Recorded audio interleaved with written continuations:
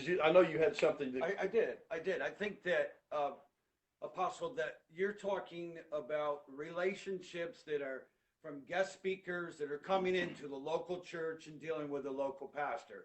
And as you said at the very end, you know, relationship and communication is important to make that work. So it's not awkward, it's not difficult.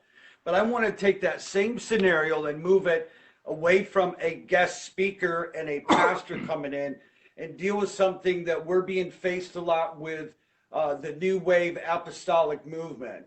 And I think that it's very important to bring out a couple things. And Don and I were talking on our way over here to Chiefland, Florida in his vehicle. And I said to him, I said, Don, I've studied the apostolic for a long time. I was within, C. Peter Wagner assigned me to be into a movement. I won't say the name of it, but I already gave it away because he was part of the organization. Yeah. But anyways, one of the things that I really think is important is many years ago, there was a book written by David Kennedy, and it was called The Apostles in the Emerging Apostolic Movement. And he quotes from a research that I've seen as well.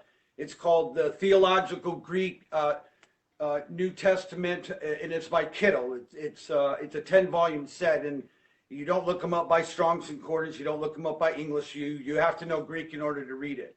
And so one of the things about the word apostolos, which is a noun, but then we put it into a verb, the word apostle was actually used by the Roman government, and it was a term that was used for a Navy admiral that had been given the clearance from the Roman government when they would go into a new territory or a new area, sometimes by battle, sometimes by them not paying their debt or whatever.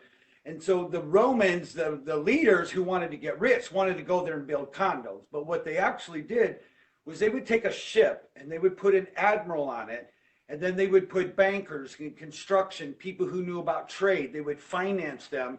And they would send them to this community to build up that area so that the Romans could actually do trade with them and then build up commerce.